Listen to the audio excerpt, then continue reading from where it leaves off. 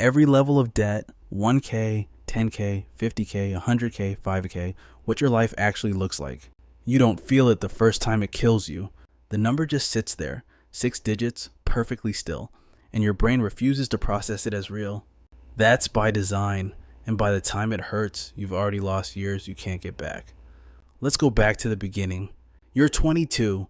You owe $400 on a credit card. It's nothing. It's less than nothing.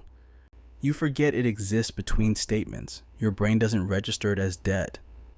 It registers it as deferred spending. You bought something, it's yours. The bill is just a formality. This is level 1, and at level 1, debt is invisible. No weight, no texture. It doesn't follow you into a room. But underneath the surface, something is already happening that you can't see yet. Your relationship with money is being trained. Every time you swipe and feel nothing, your nervous system learns that consequences are delayed. You are literally teaching yourself that spending doesn't cost anything right now. That one quiet, invisible lesson, that's the foundation. Everything else gets built on top of it. Fast forward 18 months, real apartment, real commute, real coffee habit. The card balance is $4,000 now, still manageable. You're making minimum payments. You tell yourself it's fine because you can technically afford the minimum. But watch what's already changed. You've stopped checking your balance before you spend. You check it after. The way you check the damage after you've already crashed the car. That's level 2. Debt becomes background noise. It hums. You hear it sometimes, usually at 1 a.m., but it doesn't stop you from doing anything. It just makes everything slightly more expensive. The coffee still tastes the same, the weekend still happens. But there's this low frequency vibration underneath every purchase, a kind of static you've learned to tune out. Most people live here for years, comfortable enough to stay, uncomfortable enough to feel it sometimes. Then something shifts. Maybe you lease a car you couldn't quite afford. Maybe you do a destination wedding. Maybe you just live slightly above your means for slightly too long. And one morning you sit down and add it all up. The car, the student loan you've been ignoring. And the number is $22,000. Everything changes at $22,000. Not dramatically, not all at once, but you start noticing things you didn't notice before. You notice that when a friend suggests a restaurant, your brain runs a quick calculation before you answer. You notice that when your car makes a noise, your stomach drops harder than it used to. You notice that you cannot fully enjoy a vacation because some part of your mind is standing outside the experience, watching, doing math. This is level 3. And level 3 is where debt stops being financial and starts being psychological. It moves in with you, sits at the table. You're making real decisions about relationships, about jobs, about risks with this weight applied. You don't leave a job you hate because you can't survive a gap. You don't say no to overtime because you cannot afford to. Your options are technically still open, but they feel like they're narrowing. Here's what the wealthy understand that nobody teaches you. Debt doesn't just cost money. It costs freedom of motion. And freedom of motion is what actually separates outcomes in life. Now we go deeper. You're 27. A combination of things happened.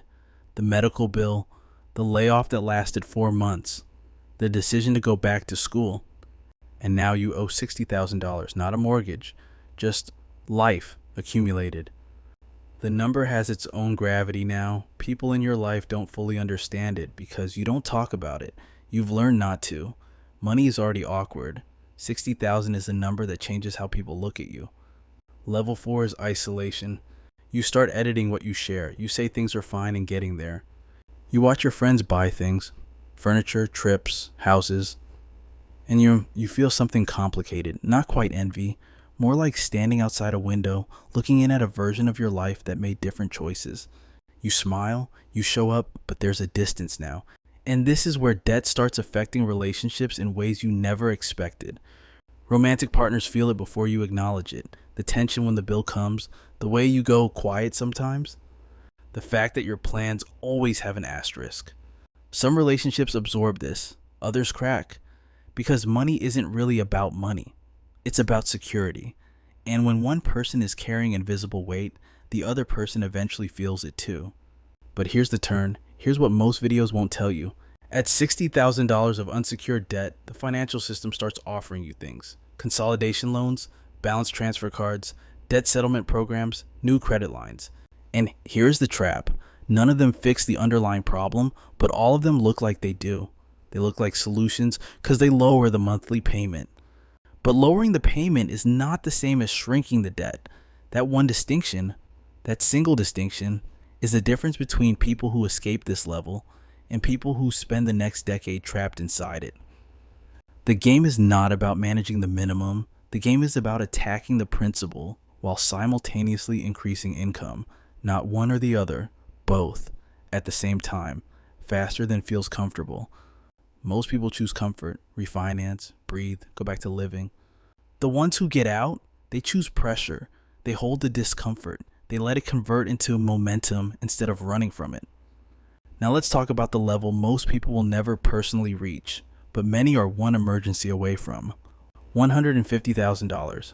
Not a mortgage, a car note, 2 max cards, student loans, a business that didn't work, a divorce that cost what it costs. This is a real number for a real percentage of people in their early 30s who look completely fine from the outside. They drive a decent car, they go to the gym, they have a LinkedIn profile that reads like success. And inside, level 5 feels like running on a floor that might give out. Every financial decision is triage now. You're not building anything, you're plugging holes. The anxiety has a specific texture at this level. It's not the same as being broke and young and figuring it out. This is the anxiety of someone who has made it by every visible metric and is quietly drowning. That combination, visible success, invisible collapse, is one of the loneliest places a person can be. And the decisions that got you here, they all made sense at the time. That's the part that's hardest to explain. Nobody accumulates $150,000 of debt by being stupid. They do it by being human.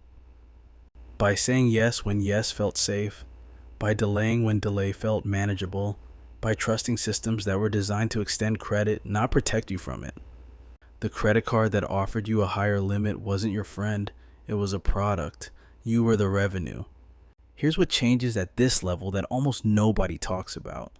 Your relationship with the future changes. You stop making 5-year plans, not because you've given up, but because the 5-year plan requires assumptions that no longer feel stable. You live closer to the present. Some people call this mindfulness. It isn't. It's survival mode, wearing a peaceful mask. And then there's one more level, one that exists in a completely different category. This is not personal debt in the traditional sense. This is the level where someone, a business owner, an aggressive investor, someone who swung big and missed, is looking at numbers that make your eyes adjust. $250,000, $500,000, more. And at this level, something unexpected happens. The psychology inverts. I know that sounds impossible. Stay with me, because this is the insight that changes everything. Below this level, debt is personal. It feels like failure. It carries shame. It lives in your body as stress. But at this level, if you arrived here through calculated risk rather than passive accumulation, the framework shifts entirely. Debt becomes a tool in a way that people at lower levels cannot yet conceptually access. Because the people who owe $500,000 often owe it to entities, not to American Express, and those entities have different terms, different relationships, different exit structures. The ultra wealthy don't avoid debt, they use it intentionally, at low rates against assets to create leverage instead of burden.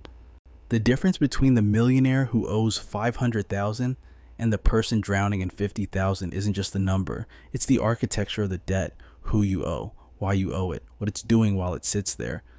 This is the hidden rule. Debt borrowed against something appreciating is not the same as debt borrowed against something you already consumed. The car depreciates, the dinner is digested. But equity, real equity, in real things, compounds. And borrowing against things that compound is the oldest wealth mechanism that exists. The rich aren't debt-free, they're just in debt differently. And this is the realization that sits at the top of the entire spectrum. The thing you can only see clearly once you've mapped the full territory from $400 to the stratosphere. Most people are trying to get out of debt to reach zero. The wealthy are trying to use debt to reach ownership. Those are not the same destination. They require completely different decisions, starting right now, not when you're ready, not when things settle down, now. Because here's the final thing, every level we walk through, every threshold, every psychological shift, every relationship strain, every moment of triage, All of it compounds in one direction or the other. The person who understands the architecture at 24 moves through levels differently than the person who just tries to survive them. Not because they're smarter, not because they earn more, but because they understand what the number on the screen actually means. What it's doing to their choices, their relationships, their nervous system, their future. And they refuse to let it be invisible. The debt doesn't hurt at first. That's the point. That's always been the point. The question is whether you feel it now, before it has weight, or whether you wait until it moves in.